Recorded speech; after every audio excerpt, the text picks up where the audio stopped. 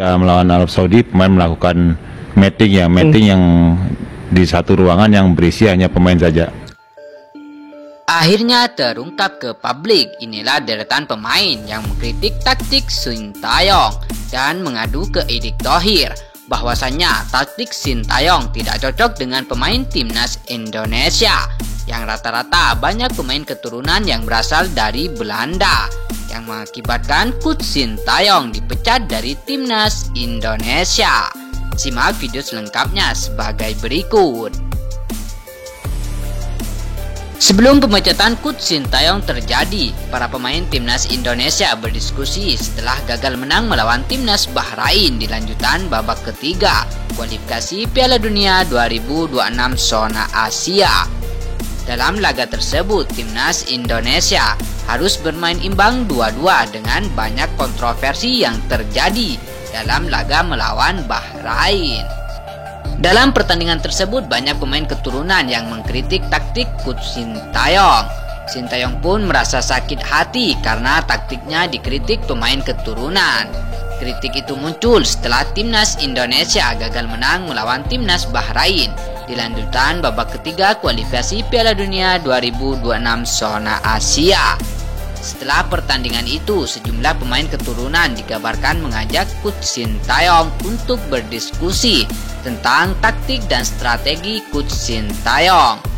Dalam diskusi tersebut, banyak pemain memprotes taktik dan strategi Coach Sintayong, dan mereka membicarakan taktik yang pas yang dapat diterapkan di timnas Indonesia.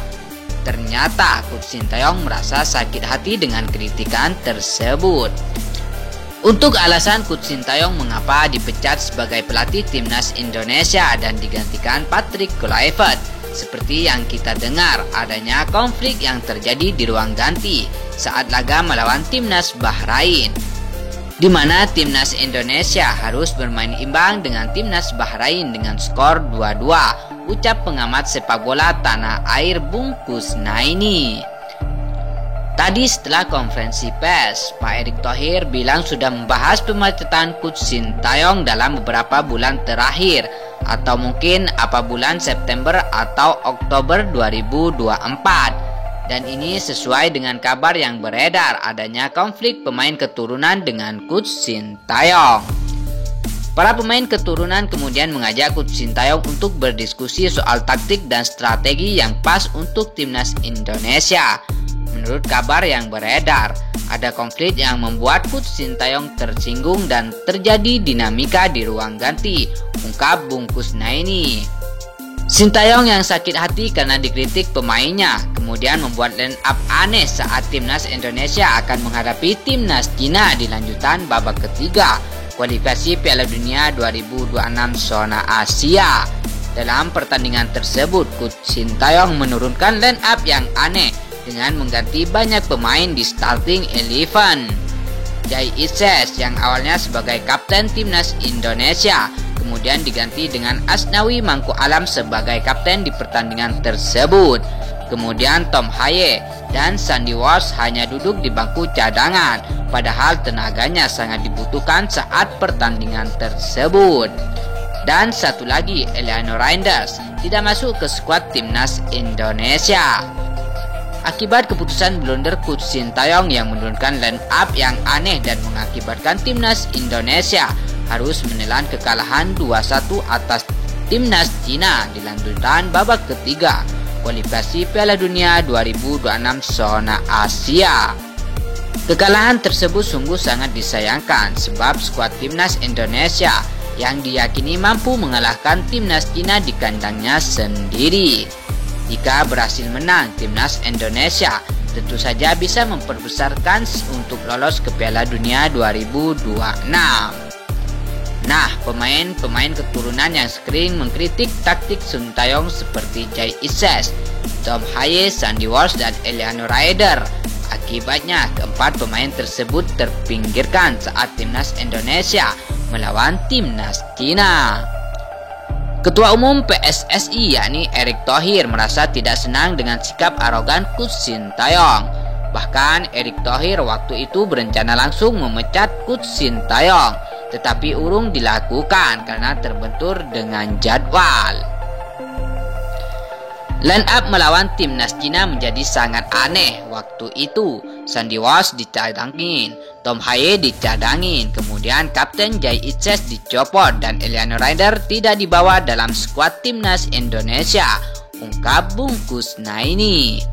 Kekalahan dari timnas Cina berlanjut ke Jepang, membuat federasi harus mencari solusi dari masalah ini atau mencari pelatih baru yang cocok dengan pemain keturunan yang membela timnas Indonesia. Setelah pemecatan Coach Sintayong, banyak pemain keturunan yang mengucapkan salam perpisahan pada Coach Sintayong lewat akun Instagramnya. Namun ada 6 pemain keturunan yang tidak mengucapkan salam perpisahan pada Coach Sintayong. Yang pertama, Miss Hilger. Saat menghadapi timnas Cina, Miss Hilger seakan membangkang strategi Coach Sintayong. Karena meski beroperasi sebagai bek tengah sebelah kanan, Miss Hilger sering melakukan overlap ke depan. Yang kedua ada nama Sandy Walsh. Sandy Walsh tiba-tiba tidak dimainkan saat Indonesia melawan Cina. Coach Sintayong lebih menurunkan Asnawi Mangku Alam yang bermain di bawah standar di laga itu. Yang ketiga, Calvin Verdon. Calvin Verdon terlihat lemas saat timnas Indonesia kalah 4-0 atas timnas Jepang. Yang keempat ada Eliano Ryder.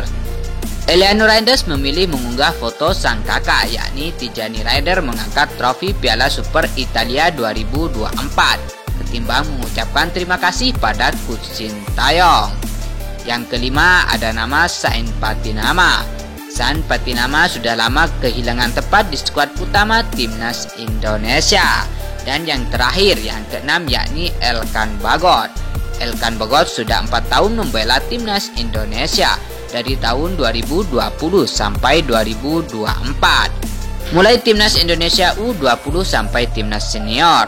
Namun semenjak berseteru dengan Coach Sintayong, Elkan Bagot akan di blacklist oleh Coach Sintayong dari timnas Indonesia. Nama Elkan Bagot tak pernah disertakan di skuad utama timnas Indonesia oleh Coach Sintayong. Jika Elkan Bagot tampil bagus di klubnya, bukan tidak mungkin Elkan Bagot akan dipanggil kembali ke skuad timnas Indonesia. Lantas bagaimana menurut pendapat kalian tentang perseteruan Coach Sintayong dengan pemain keturunan yang mengakibatkan Coach Sintayong dipecat oleh Federasi Sepak Bola Indonesia atau PSSI? Silahkan berikan komentar kalian di dalam kolom komentar dengan catatan yang rapi dan sopan. Mungkin cukup sekian dari kami. Apabila ada tutur kata atau perkataan yang kurang berkenan, kami mohon maaf sebesar-besarnya. Wassalamualaikum warahmatullahi wabarakatuh. Majulah sepak bola Indonesia.